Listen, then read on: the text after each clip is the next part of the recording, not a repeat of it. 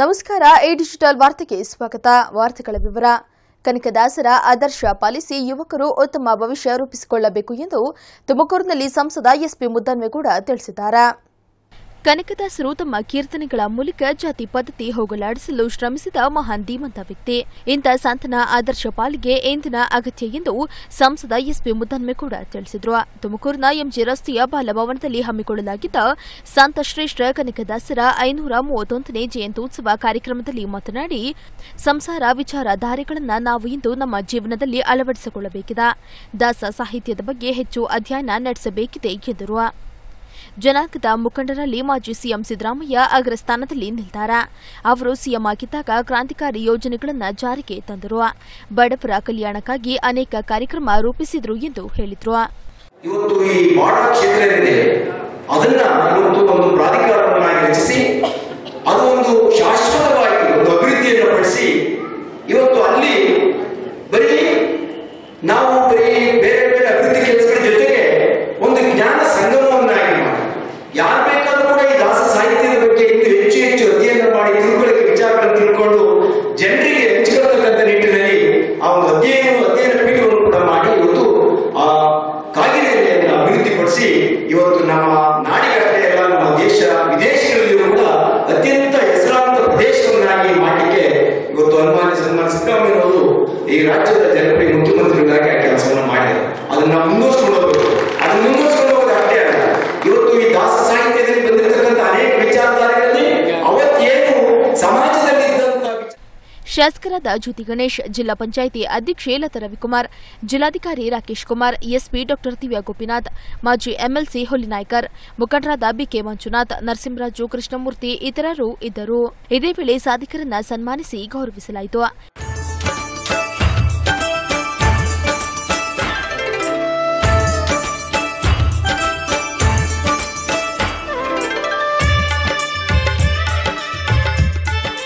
ಕಾರ್ಯಕ್ರಮಕ್ಕೂ ಮುನ್ನ ಅದ್ದೂರಿಯಾಗಿ ಕನಕದಾಸರ ಭಾವಚಿತ್ರ ಮೆರವಣಿಗೆ ನಡೆಸಲಾಯಿತು.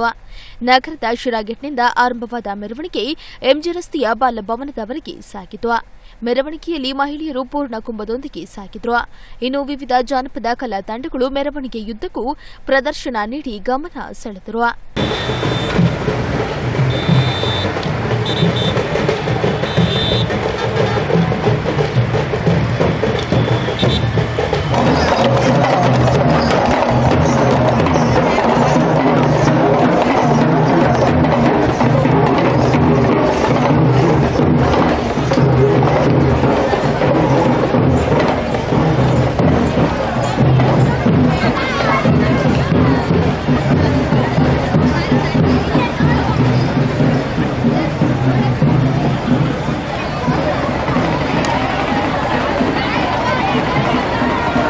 ಕನಕದಾಸರ ವೇಷಧಾರಿಗಳು ಎಲ್ಲರ ಗಮನ ಸೆಳೆದರು.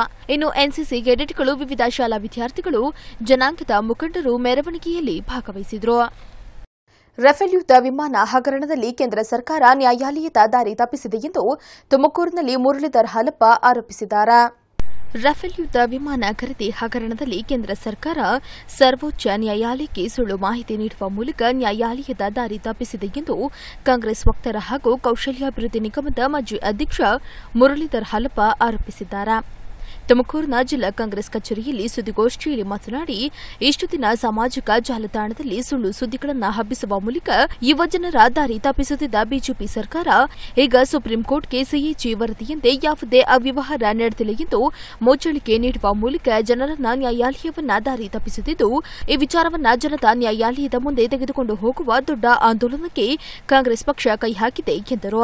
ಸರ್ಕಾರ ಹೇಳುತ್ತಿರುವಂತೆ ರಫೇಲ್ ಯುದ್ಧ ವಿಮಾನ ಖರೀದಿಗೆ ಸಂಬಂಧಿಸಿದ ಲೆಕ್ಕಪತ್ರವನ್ನು ಜಂಟಿ ಸದನ ಸಮಿತಿಯಲ್ಲಿ ಇದುವರೆಗೂ ಚರ್ಚೆ ನಡೆಸಿಲ್ಲ.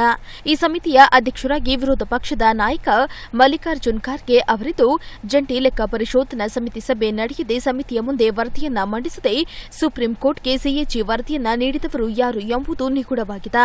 ಈ ಪ್ರಶ್ನೆಗೆ ಪ್ರಧಾನಿಗಳು ಉತ್ತರಿಸಬೇಕಿದೆ ಎಂದರು.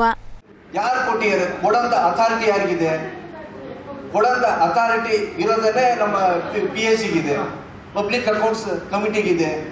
ಅದು ಮೀಟಿಂಗೇ ಆಗಿಲ್ವಲ್ಲ, ಅದ್ರ ಬಗ್ಗೆ ಮೀಟಿಂಗ್ ಬೇಡ, ಹೋಗಿ ವರದಿ ರೆಡಿ ಆಗಿದ್ರೆ ಸಿಗ್ನೇಚರ್ ಆಗಬೇಕಾಗಿತ್ತು. ಮಲ್ಲಿಕಾರ್ಜುನ ಖರ್ಗೆ ಅವ್ರದ್ದು ಚೇರ್ಮನ್ದು ಅವ್ರದೇನೆ ಮಾಹಿತಿ ಇದ್ದಂಗೆ, ಅವರ ಅವಗಾಹನೆಗೆ ಇದ್ದಂಗೆ ಸುಪ್ರೀಂ ಕೋರ್ಟಿಗೆ ಹೇಗೆ ಹೋಯ್ತು ರಿಪೋರ್ಟ್ ಇದು, ಸೈನ್ ಮಾಡಿದ್ದು ಯಾರಿದ್ದು, ಆ ಕಾಪೀಸ್ ಕೊಡಿ ಅಂತ ನಾವೀಗ ಕೇಳ್ತಾ ಇದ್ದೀವಿ. ಕಾಪೀಸ್ ಕೊಡಿ, ನಮಗೂ ಕೊಡಿ. ಸಾರ್ವಜನಿಕ ಅದು ಪಾರದರ್ಶಕವಾಗಿ ಯಾರು ಬೇಕಾದ್ರೂ ನೋಡ್ಬೋದು. PSC ವರದಿನ ಯಾರು ಬೇಕಾದ್ರೂ ನೋಡ್ಬೋದು, ನೆಟ್ಟಲ್ಲಿ ಹಾಕಿರ್ತಾರೆ. ಅದೇನು ಸೀಕ್ರೆಟ್ ಏನು ಅಲ್ಲ ಅದರಲ್ಲಿ. ಇಲ್ಲಿವರೆಗೂ ಇಲ್ಲಿದ್ದು ಸಡನ್ ಆಗಿ ಅದು ಯಾವ ವರದಿ ಹೋಯ್ತು, ಯಾವ ತಪ್ಪು ಮಾಹಿತಿ ಹೋಯ್ತು ಸುಪ್ರೀಂ ಕೋರ್ಟಿಗೆ. ಮುಖ್ಯವಾಗಿ ನಾವು ಕೇಳ್ತಿರೋದು ಇದೊಂದು. ಎರಡನೇದು, ಫ್ರಾನ್ಸ್ ನಲ್ಲಿ ತನಿಖೆ ನಡೀತಾ ಇದೆ. ಫ್ರಾನ್ಸ್ ತನಿಖೆ ಜಿಲ್ಲಾ ಕಾಂಗ್ರೆಸ್ ಅಧ್ಯಕ್ಷ ಆರ್ ರಾಮಕೃಷ್ಣ, ಮುಖಂಡ ಮುಸ್ತಕ್ ಅಹಮದ್ ಇತರರು ಇದ್ದರು. ಟಿಪಟೂರಿನಲ್ಲಿ ಪಟಾಕಿ ದುರಂತದಲ್ಲಿ ಸಾವನ್ನಪ್ಪಿದ ಯುವತಿ ಕುಟುಂಬಕ್ಕೆ ಪರಿಹಾರಕ್ಕೆ ಒತ್ತಾಯಿಸಿ ಪ್ರತಿಭಟನೆ ನಡೆಯಿತು.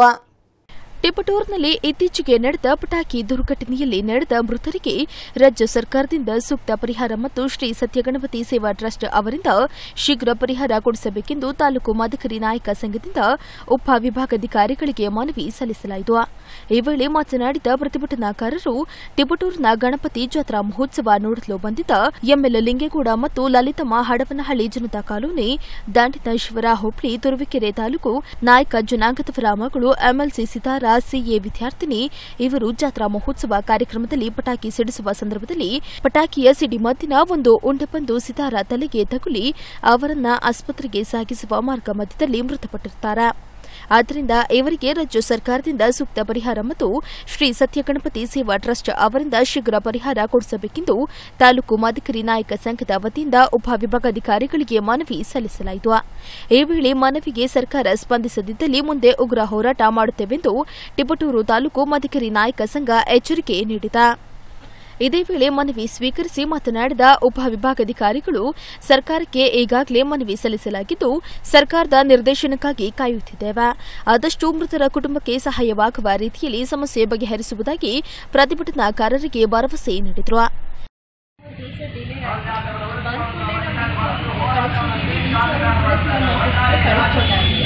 ಆಮೇಲೆ ಈಗ ನೀವೇನು ಕಾಂಪನ್ಸೇಷನ್ ಕೇಳ್ತಾ ಇದ್ದೀವಿ ಎಕ್ಸ್ಪ್ಲೈನ್ ಮಾಡಿದೆ. ಕೋರ್ಟಲ್ಲಿ ನನಗೆ ಕಾಂಪನ್ಸೇಷನ್ ಎಷ್ಟು ಕೊಡಿಸಿ ಅದೇ ಸ್ಟ್ರಾಂಗ್ ಆಗಿ ಆರ್ಗ್ಯೂ ಮಾಡಿ ತಗೊಳ್ಬೇಕು.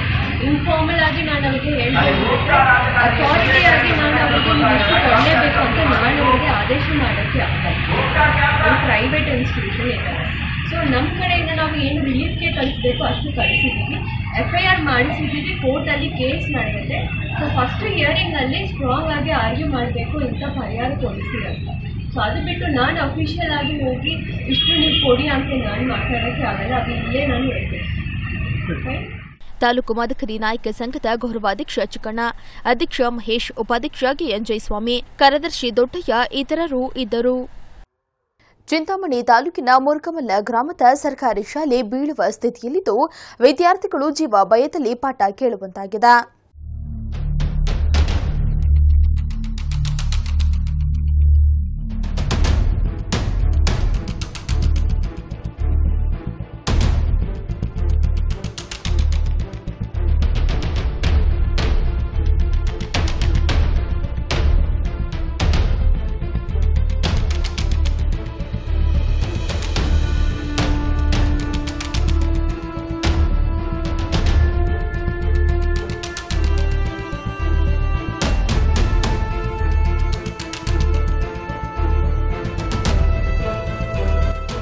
ಸರ್ಕಾರ ಬಡ ಮಕ್ಕಳು ವಿದ್ಯಾಭ್ಯಾಸ ಮಾಡಲೆಂದು ಸರ್ವ ಶಿಕ್ಷಣ ಅಭಿಯಾನ, ಚಿಣ್ಣರ ಚಿಲಿಪಿಲಿ, ಅಕ್ಷರ ದಾಸೋಹ, ಅನ್ನದಾಸೋಹ ಮುಂತಾದ ಯೋಜನೆಗಳ ಹೆಸರಿನಲ್ಲಿ ಕೋಟ್ಯಾಂತರ ರೂಪಾಯಿ ಖರ್ಚು ಮಾಡುತ್ತಿದೆ. ಮಕ್ಕಳನ್ನ ಶಾಲೆಯ ಕಡೆ ಆಕರ್ಷಣೆ ಮಾಡಲೆಂದು ಗೋಡೆಯ ಮೇಲೆ ಬಣ್ಣ ಬಣ್ಣದ ಚಿತ್ರ ಬಿಡಿಸಲು ಸಾಕಷ್ಟು ಹಣ ಖರ್ಚು ಮಾಡುತ್ತಿದೆ. ಸರ್ವ ಶಿಕ್ಷಣ ಅಭಿಯಾನ ಯೋಜನೆಯಡಿ ಪ್ರತಿ ಗ್ರಾಮದಲ್ಲಿ ಸುಸಜ್ಜಿತ ಶಾಲಾ ಕಟ್ಟಡಗಳನ್ನು ನಿರ್ಮಾಣ ಮಾಡಲು ಸ್ಥಳೀಯ ಶಾಸಕರ, ಜನಪ್ರತಿನಿಧಿಗಳ ಹಾಗೂ ತಾಲೂಕು ಶಿಕ್ಷಣ ಇಲಾಖೆಗೆ ಸಾಕಷ್ಟು ಅನುದಾನ ಬಿಡುಗಡೆ ಮಾಡಲಾಗುತ್ತಿದೆ. ಆದರೆ ಯಾವ ಅನುದಾನವೂ ಚಿಕ್ಕಬಳ್ಳಾಪುರ ಜಿಲ್ಲೆ ಚಿಂತಾಮಣಿ ತಾಲೂಕಿನ ಮುರುಗಮಲ್ಲ ಗ್ರಾಮದಲ್ಲಿನ ಸರ್ಕಾರಿ ಶಾಲೆಗೆ ಬಂದಿಲ್ಲ. ಈ ಶಾಲೆಯಲ್ಲಿ 730 ವಿದ್ಯಾರ್ಥಿಗಳು ವ್ಯಾಸಂಗ ಮಾಡುತ್ತಿದ್ದಾರೆ. ಸಾಕಷ್ಟು ಬಡ ಮಕ್ಕಳೇ ಬರುವ ಈ ಶಾಲೆಯಲ್ಲಿ ಸುಸಜ್ಜಿತ ಕೊಠಡಿ ಇಲ್ಲದೆ ಬಾಳು ಬಿದ್ದಿರುವ ಕೋಠಿಯಲ್ಲಿ ಪಾಠ ಕೇಳಬೇಕಾದ ಪರಿಸ್ಥಿತಿ ಇದೆ. ಎಲ್ಲಿ ನೋಡಿದ್ರೂ ದೊಡ್ಡ ದೊಡ್ಡ ಬಿರುಕುಗಳು. ಇನ್ನೇನು ಇವತ್ತು ನಾಳೆ ಕುಸಿಯುವ ಸ್ಥಿತಿಯಲ್ಲಿರುವ ಗೋಡೆಗಳು. ಕತ್ತಲು ಕವಿದರೂ ಕೋಣೆಯಲ್ಲಿ ಹಾವು ಚೇಳುಗಳ ಮಧ್ಯೆಯಲ್ಲಿಯೇ ವಿದ್ಯಾರ್ಥಿಗಳು ಪಾಠ ಕೇಳಬೇಕು. ಬೀಸುವ ಗಾಳಿಯಿಂದ ಬರುವ ಧೂಳಿನ ನಡುವೆ ಊಟ ಮಾಡಬೇಕು. ಈ ಬಗ್ಗೆ ಎಷ್ಟೇ ದೂರು ನೀಡಿದ್ರೂ ಒಬ್ಬ ಅಧಿಕಾರಿಯೂ ಈ ಶಾಲೆ ಕಡೆ ಮುಖ ಮಾಡಿಲ್ಲ. ಸಮಸ್ಯೆ ಪರಿಹರಿಸಿ ಎಂದ ವಿದ್ಯಾರ್ಥಿಗಳು ಅಳಲನ್ನ ತೋಡಿಕೊಳ್ತಾರೆ. ಚಿಂತಾಮಣಿಯಿಂದ ಕೇವಲ 10 ಕಿಲೋಮೀಟರ್ ದೂರದಲ್ಲಿರುವ ಪ್ರಸಿದ್ಧ ಯಾತ್ರಾ ಸ್ಥಳವಾದ ಮುರುಗಮಲ್ಲ ಗ್ರಾಮದಲ್ಲಿ ಈ ಶಾಲೆಯಿದೆ. ಸಂಪೂರ್ಣವಾಗಿ ಶಿಥಿಲವಾಗಿದ್ದು ಯಾವ ಸಮಯದಲ್ಲಾದರೂ ಕುಸಿಯುವ ಸ್ಥಿತಿಯಲ್ಲಿದೆ. ಇನ್ನು ಪಾಠ ಮಾಡುವ ಸಂದರ್ಭದಲ್ಲಿ ಹಾಳಾಗಿರುವ ಚಾವಣಿಯಿಂದ ಸಿಮೆಂಟ್ ತುಂಡುಗಳು ಬಿದ್ದು ಎಷ್ಟೋ ವಿದ್ಯಾರ್ಥಿಗಳ ತಲೆಗೆ ಪೆಟ್ಟು ಬಿದ್ದು ಆಸ್ಪತ್ರೆ ಸೇರಿದ ಘಟನೆಯೂ ನಡೆದಿದೆ.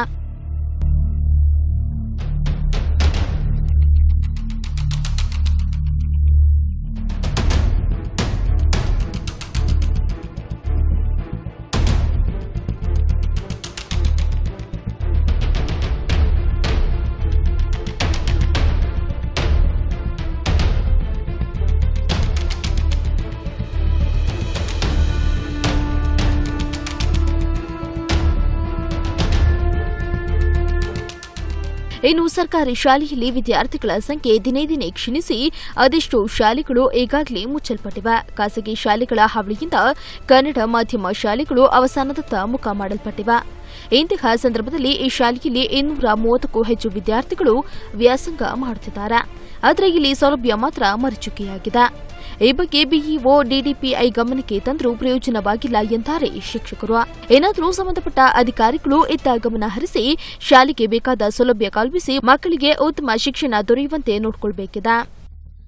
ಊರುಗಳಲ್ಲಿ ಸ್ವಚ್ಛತೆ ಕಾಪಾಡಿಕೊಳ್ಳುವುದು ಪ್ರತಿಯೊಬ್ಬರ ಜವಾಬ್ದಾರಿ ಎಂದು ವಿಜಯಪುರದಲ್ಲಿ ವೀರಣ್ಣಗೌಡ ತಿಳಿಸಿದ್ದಾರೆ. ರಾಷ್ಟ್ರಕವಿಗಳು ಹಾಗೂ ದೇಶ ಕಾಯುವ ಸೈನಿಕರ ಹೆಸರನ್ನ ಊರಿನ ಪ್ರಮುಖ ಬೀದಿಗಳಿಗೆ ಇಡುವುದು ಸೂಕ್ತ. ಆದರೆ ಹೆಸರಿಗೆ ತಕ್ಕಂತೆ ಸ್ಥಳೀಯರು ಆ ಬೀದಿಯಲ್ಲಿ ಸ್ವಚ್ಛತೆ ಕಾಪಾಡಬೇಕು ಎಂದು ವಿಎಸ್ಎಸ್ಎನ್ ಅಧ್ಯಕ್ಷ ವೀರಣ್ಣಗೌಡ ಹೇಳಿದರು. ದೇವನಹಳ್ಳಿ ತಾಲೂಕಿನ ವಿಜಯಪುರ ಪಟ್ಟಣದಲ್ಲಿ ಕುವೆಂಪು ಗೆಳೆಯರ ಬಳಗದ ವತಿಯಿಂದ ಇಲ್ಲಿನ ವೃತ್ತಕ್ಕೆ ಕುವೆಂಪು ವೃತ್ತ ಎಂದು ನಾಮಫಲಕ ಅನಾವರಣ ಮಾಡಿ ಮಾತನಾಡಿ, ರಾಷ್ಟ್ರಕವಿ ಕುವೆಂಪು ಅವರನ್ನ ಮಾದರಿಯಾಗಿ ಇಟ್ಟುಕೊಂಡು ಇಂದು ವೃತ್ತಕ್ಕೆ ಕುವೆಂಪು ವೃತ್ತ ಎಂದು ನಾಮಕರಣ ಮಾಡಿರುವುದು ಸಂತೋಷದ ವಿಷಯ. ಆದರೆ ಈ ಸ್ಥಳದ ಸುತ್ತಮುತ್ತ ಪರಿಸರ ಕಾಪಾಡುವುದು ಈ ಗೆಳೆಯರ ಬಳಗ ಮತ್ತು ಇಲ್ಲಿನ ಸಾರ್ವಜನಿಕರ ಮೇಲೆ ಇನ್ನೂ ಹೆಚ್ಚಿನ ಜವಾಬ್ದಾರಿ ಹೆಚ್ಚಾಗಿದೆ. ಮರ ಗಿಡಗಳನ್ನು ನೆಡುವುದು, ಈ ಸುತ್ತಮುತ್ತಲಿನ ಪರಿಸರ ಸ್ವಚ್ಛ ಮಾಡುವುದು, ಇನ್ನು ಅನೇಕ ರೀತಿಯ ಕೆಲಸ ಕಾರ್ಯ ಮಾಡಬೇಕಾಗಿದೆ ಎಂದರು. ಕುವೆಂಪು ಅವರು ಯಾವ ಒಂದು ಆದರ್ಶಗಳನ್ನು ಇಟ್ಟುಕೊಂಡು ದೇಶದಲ್ಲಿ ಮಾನಸ ಗಂಗೋತ್ರಿ ಒಂದು ವಿದ್ಯಾಸಂಸ್ಥೆಯನ್ನು ಸ್ಥಾಪನೆ ಮಾಡಿ ಅವರ ಹೆಸರಿನಲ್ಲಿ ಸಾಕಷ್ಟು ಕರ್ನಾಟಕದಲ್ಲಿ ಅರಣ್ಯಗಳು ಮತ್ತೆ ಪಾರ್ಕ್ಗಳು ಮತ್ತೆ ನಗರಗಳು ಸಮೇತ ಇವತ್ತಿನ ದಿವಸದಲ್ಲಿ ಸ್ಥಾಪನೆ ಆಗಿದೆ. ಅವರು ಏನೋ ಒಂದು ಉದ್ದೇಶ ಇಟ್ಕೊಂಡಿದ್ರು ಜೀವನದಲ್ಲಿ, ಏನೋ ಸರ್ವರಿಗೂ ಸಮಬಾಳು ಸಮಪಾಲು, ಪ್ರತಿಯೊಬ್ಬರು ಒಬ್ಬ ಅಣ್ಣತಮ್ಮನ ರೀತಿಯಲ್ಲಿ ಬದುಕಬೇಕು, ಜಾತಿ ರಹಿತವಾದಂಥ ಒಂದು ಮತವನ್ನು ಬೆಳೆಸಬೇಕು ಅಂತಕ್ಕಂಥ ಉದ್ದೇಶ ಇಟ್ಕೊಂಡಿದ್ರು. ಆ ಒಂದು ಉದ್ದೇಶನ ಈ ಭಾಗದಲ್ಲಿರ್ತಕ್ಕಂಥ ಎಲ್ಲ ಜನಾಂಗನೂ ಹೊಂದಿ ಈ ಒಂದು ಭಾಗದಲ್ಲಿ ಕುವೆಂಪು ಅವರು ಮೊದಲನೇದಾಗಿ ಹೆಚ್ಚಿನ ಒಂದು ಒತ್ತು ಕೊಡ್ತಾ ಇದ್ದಿದ್ದು ಪರಿಸರ ಮತ್ತೆ ಸ್ವಚ್ಛತೆಗೆ. ಈ ಭಾಗದಲ್ಲಿ ಸ್ವಚ್ಛತೆ ಅಂತಕ್ಕಂಥದ್ದು ಬಹಳ ದೂರದ ಮಾತಾಗಿದೆ. ಆ ಸ್ವಚ್ಛತೆ ಅಂತಕ್ಕಂಥದ್ದು ಪುರಸಭೆಯವರಿಂದನೇ ಮಾಡಿಸಬೇಕು ಅಂತಕ್ಕಂಥ ಹಠಾನ ಬಿಟ್ಟು ಇಲ್ಲಿರ್ತಕ್ಕಂಥ ಎಲ್ಲ ನಾಗರಿಕರು ಒಂದ್ ಕಡೆ ಸೇರಿ ಕುತ್ಕೊಂಡು ಮಾತಾಡಿ ಎಲ್ಲರ ಮನೆಗಳಿಂದ ಬರ್ತಕ್ಕಂಥ ತ್ಯಾಜ್ಯವನ್ನ ಚರಂಡಿಗಳಿಗೆ ರಸ್ತೆಗಳಿಗೆ ಎಸೆಯದೆ ಅವರವರ ಮನೆಗಳಲ್ಲಿ ಅದನ್ನ ರಕ್ಷಣೆ. ಪುರಸಭೆ ಮಾಜಿ ಸದಸ್ಯ ಟಿಲ್ಲರ್ ಮಂಜುನಾಥ್ ಮಾತನಾಡಿ, ಮೊದಲಿನಿಂದಲೂ ಈ ವೃತ್ತವನ್ನ ಕುವೆಂಪು ವೃತ್ತ ಎಂದು ಕರೆಯುತ್ತಿದ್ರು. ಆದರೆ ಇಂದು ಅಧಿಕೃತವಾಗಿ ನಾಮಫಲಕ ಹಾಕಿ ಕುವೆಂಪು ವೃತ್ತ ಎಂದು ಹೆಸರು ಕರೆಯಲಾಗುತ್ತದೆ. ಸ್ವಚ್ಛತೆಗೆ ಹೆಚ್ಚು ಆದ್ಯತೆ ನೀಡಬೇಕು ಎಂದು ಹೇಳಿದ್ರು. ಒಂದು ಒಳ್ಳೆ ಒಂದು ಸರ್ಕಲ್ ಆಗಂತ ಒಂದು ಉದ್ದೇಶ ಇದ್ರೂ ಕೂಡ ಯಾರಿಗೂ ಗೊತ್ತಿಲ್ಲದ್ರ ಇಲ್ಲಿ ಇತ್ತು. ಇಲ್ಲಿನ ಹುಡುಗರು ಎಲ್ಲ ಸೇರಿ ಒಂದು ಒಳ್ಳೆ ಒಂದು ಹೆಸರಿಟ್ಟಿದ್ದಾರೆ ಕುವೆಂಪು ನಗರ ಅಂತ. ಅದು ತುಂಬಾ ಒಂದು ಖುಷಿ ಆಗ್ತಾ ಇದೆ. ಆ ನಿಟ್ಟಿನಲ್ಲಿ ಹುಡುಗರೆಲ್ಲ ಇಲ್ಲಿ ಇನ್ನ ಆವಾಗಲೇ ಹೇಳಿದ್ರಲ್ಲ ಹಿರಣ್ಣ, ಆ ಥರನೇ ಇಲ್ಲಿ ಸ್ವಲ್ಪ ಪರಿಸರ ಸ್ವಲ್ಪ ಚೆನ್ನಾಗಿ ಬೆಳೆಸಬೇಕು. ಆದರೆ ಇಲ್ಲಿ ಸ್ವಲ್ಪ ಗಲೀಜೆಲ್ಲ ಜಾಸ್ತಿ ಇರ್ತದೆ. ಅದನ್ನ ಅಷ್ಟೆಲ್ಲ ಜನನೇ ಇಲ್ಲಿವರೆ ಅದನ್ನ ಅರ್ಥ ಮಾಡ್ಕೊಂಡು ಅದನ್ನೆಲ್ಲ ಸ್ವಚ್ಛವಾಗಿದ್ರೆ ಅವ್ರ ಆರೋಗ್ಯಗಳು ಚೆನ್ನಾಗಿರ್ತದೆ, ಅವ್ರಿಗೆ ಒಳ್ಳೆಯ ಒಂದು ಇದು ಇರ್ತದೆ ಅಂತೇಳಿ ನಾವೊಂದು 2 ಮಾತು ಹೇಳ್ತಾ 21ನೇ ವಾರ್ಡು ನಮ್ಮ ಹೆಸರು ಟಿಲ್ಲರ್ ಮಂಜುನಾಥ್, ಮಾಜಿ ಕೌನ್ಸಿಲರು, ರಕ್ಷಣೆ ವೇದಿಕೆ ಮುಖಂಡ ರಾಮಚಂದ್ರಪ್ಪ, ಪುರಸಭೆ ಸದಸ್ಯರಾದ ಮಹೇಶ್ ಕುಮಾರ್, ಎಂ ನಾಗರಾಜು, ವೆಂಕಟೇಶ್ ಇತರರು ಇದ್ದರು. ದೇವನಹಳ್ಳಿಯಲ್ಲಿ ದಲಿತರಿಗೆ ನಿವೇಶನ ನೀಡುವಂತೆ ಒತ್ತಾಯಿಸಿ ಅಹೋರಾತ್ರಿ ಧರಣಿ ನಡೆಯಿತು.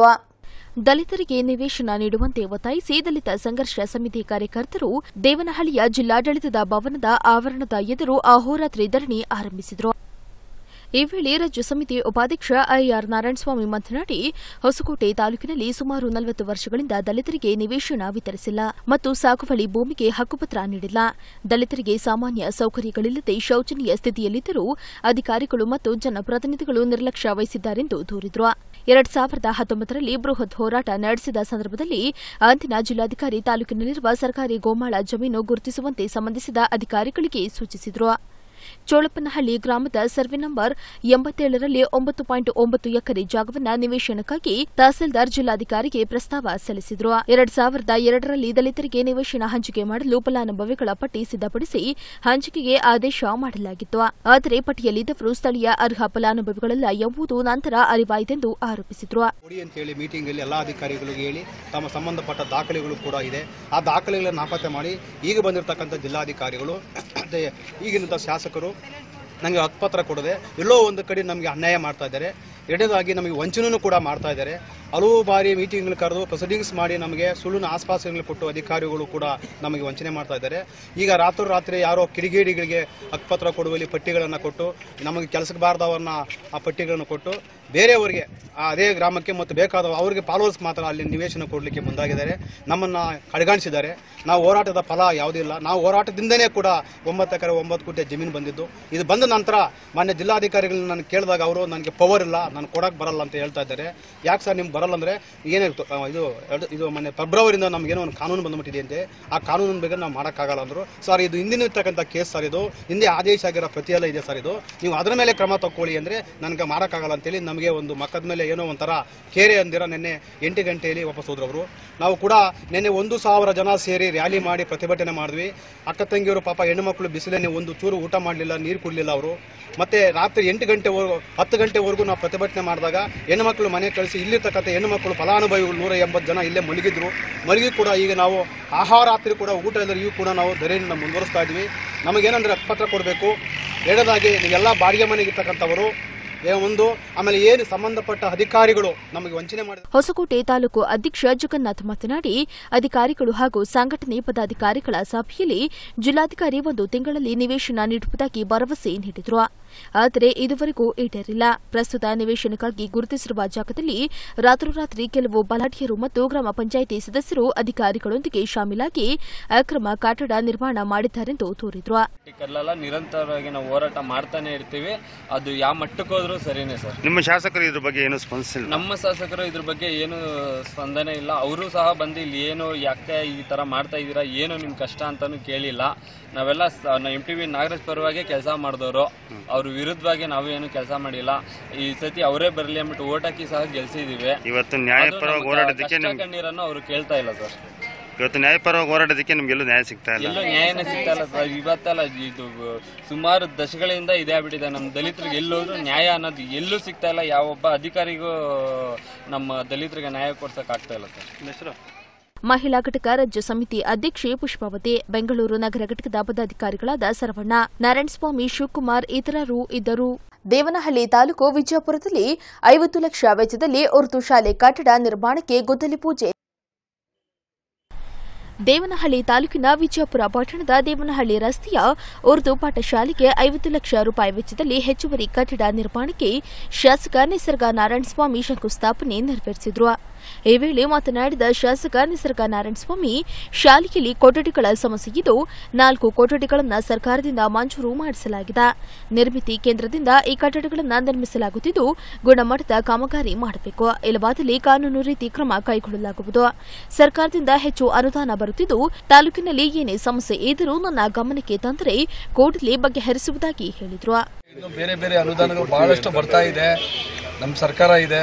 ಎಲ್ಲಿ ಏನು ಸಮಸ್ಯೆಗಳಿದೆ ಅಂತ ನೀವು ಏನೋ ಒಂದು ಉದ್ಘಾಟನೆ ಮಾಡಿ ಶಂಕುಸ್ಥಾಪನೆ ಮಾಡಕ್ಕೆ ಬಂದಾಗ ಗಮನಕ್ಕೆ ತಂದ್ರೆ ಅದಾಗಲ್ಲ. ಮುಂಜಾಗ್ರತೆ ಬಂದು ನನ್ನ ಗಮನಕ್ಕೆ ತನ್ನಿ, ತಕ್ಷಣ ನಾನು ಸ್ಪಂದಿಸಿ ಕೆಲಸ ಮಾಡಿಸ್ಕೊಡ್ತೀನಿ. ಕಟ್ಟಡ ನಿರ್ಮಾಣ ಮಾಡೋದಕ್ಕೆ 50 ಲಕ್ಷ ರೂಪಾಯಿ ಸರ್ಕಾರದಿಂದ ಮಂಜೂರಾಗಿದೆ. ಅದರ ಶಂಕುಸ್ಥಾಪನೆಯನ್ನು ಇವತ್ತು ಮಾಡಿದ್ದೀವಿ. ಅತಿ ಶೀಘ್ರದಲ್ಲೇ ಒಂದು ಎಷ್ಟು ದಿನದಲ್ಲಿ ನಿಮ್ಗೆ ಕೊಡೋದು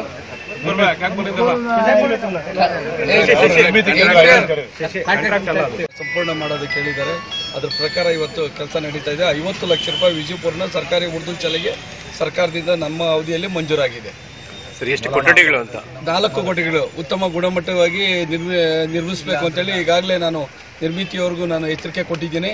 ಏನೇ ಡ್ಯಾಮೇಜ್ ಬಂದು ಶಿಥಿಲ ಆಗೋದು ಸಮಸ್ಯೆಗಳು ಬಂದರೆ ಜವಾಬ್ದಾರಿ ತಲೆ ಮೇಲೆ ಹೊರಬೇಕಾಗ್ತದೆ. ನೋಡ್ಕೊಳ್ರಿ ಇಲ್ಲಿ ಸರಿಯಾಗಿ ತಾವು ಎಲ್ಲರೂ ನಿಂತ್ಕೊಂಡು ನೀವು ಕೆಲಸ ಮಾಡಿಸ್ಕೊಳ್ಳೋ ಜವಾಬ್ದಾರಿ ನಿಮ್ಮ ಮೇಲೇನೂ ಇರ್ತದೆ, ಶಾಲಾ ಸಮಿತಿಯವ್ರ ಮೇಲೆ. ಪುರಸಭೆ ಸದಸ್ಯರಾದ ಎಸ್ ಭಾಸ್ಕರ್, ಕೇಶವಪ್ಪ, ಮುನೇಗೌಡ, ವೀರಪ್ಪ, ನಾರಾಯಣಸ್ವಾಮಿ ಇತರರು ಇದ್ದರು. ಚಿಂತಾಮಣಿ ತಾಲೂಕಿನ ಚೌಡ ದೇವನಹಳ್ಳಿಯಲ್ಲಿ ಜಮೀನು ಒತ್ತುವರಿ ತೆರವಿಗೆ ಆಗ್ರಹಿಸಿ ದಲಿತರು ಪ್ರತಿಭಟನೆ ನಡೆಸಿದರು. ಚಿಂತಾಮಣಿ ತಾಲೂಕಿನ ಶೆಟ್ಟಿಹಳ್ಳಿ ಗ್ರಾಮ ಪಂಚಾಯಿತಿ ವ್ಯಾಪ್ತಿಯ ಚೌಡದೇನಹಳ್ಳಿ ಗ್ರಾಮದಲ್ಲಿ ದಲಿತ ಕುಟುಂಬಗಳು ಸತತವಾಗಿ 6 ದಿನಗಳಿಂದ ಧರಣಿ ಹಮ್ಮಿಕೊಂಡಿವೆ. ಸರ್ಕಾರಿ ಕರಾಬು ಒತ್ತುವರಿ ಮಾಡಿಕೊಂಡಿರುವುದನ್ನು ಕೂಡಲೇ ತೆರವುಗೊಳಿಸಬೇಕೆಂದು ದಲಿತ ಕುಟುಂಬಗಳು ತಾಲೂಕು ಆಡಳಿತಾಧಿಕಾರಿಗಳಿಗೆ ಮಾಹಿತಿ ನೀಡಿದ್ರು. ಆ ಜಾಗದಲ್ಲಿ ದಲಿತರು ನಿವೇಶನ ಕಟ್ಟಿಕೊಳ್ಳಲು ಹೋದಾಗ ಸವರ್ಣೀಯರು ದಲಿತ ಕುಟುಂಬಗಳ ಮೇಲೆ ಹಲ್ಲೆ ಮಾಡಿದ್ದಾರೆ. ಹಲ್ಲೆ ಮಾಡಿದವರನ್ನ ಕೂಡಲೇ ಬಂಧಿಸಬೇಕೆಂದು ದಲಿತ ಕುಟುಂಬಗಳು ಸತತವಾಗಿ 6 ದಿನಗಳಿಂದ ಗುಡಿಸಲುಗಳನ್ನು ನಿರ್ಮಿಸಿಕೊಂಡು ಅಲ್ಲೇ ಅಡಿಗೆ ಮಾಡಿಕೊಂಡು ಧರಣಿ ನಡೆಸುತ್ತಿದ್ದಾರೆ. ಚಿಕ್ಕಬಳ್ಳಾಪುರ ಜಿಲ್ಲಾ ಉಪವಿಭಾಗಾಧಿಕಾರಿ ಶಿವಸ್ವಾಮಿ ಚೌಡನಹಳ್ಳಿ ಗ್ರಾಮಕ್ಕೆ ಭೇಟಿ ನೀಡಿ ದಲಿತ ಕುಟುಂಬಗಳಿಗೆ ಆಗಿರುವ ಅನ್ಯಾಯ ಪರಿಶೀಲನೆ ಮಾಡಿ ನಂತರ ಎಲ್ಲ ಸಮಸ್ಯೆಗಳನ್ನು 1 ತಿಂಗಳ ಒಳಗಡೆ ಪರಿಹಾರ ಮಾಡಿಕೊಡುತ್ತೇನೆಂದು ಉಪವಿಭಾಗಾಧಿಕಾರಿ ಶಿವಸ್ವಾಮಿ ಅವರು ಭರವಸೆ ನೀಡಿದ ನಂತರ ಧರಣಿ ಕೈಬಿಟ್ಟರು. ಇಲ್ಲಿಗೆ ಎ ಡಿಜಿಟಲ್ ವಾರ್ತಾ ಪ್ರಸಾರ ಮುಕ್ತಾಯವಾಯಿತು. ಹೆಚ್ಚಿನ ಮಾಹಿತಿಗಾಗಿ ವೀಕ್ಷಿಸಿ ಎ ಡಿಜಿಟಲ್.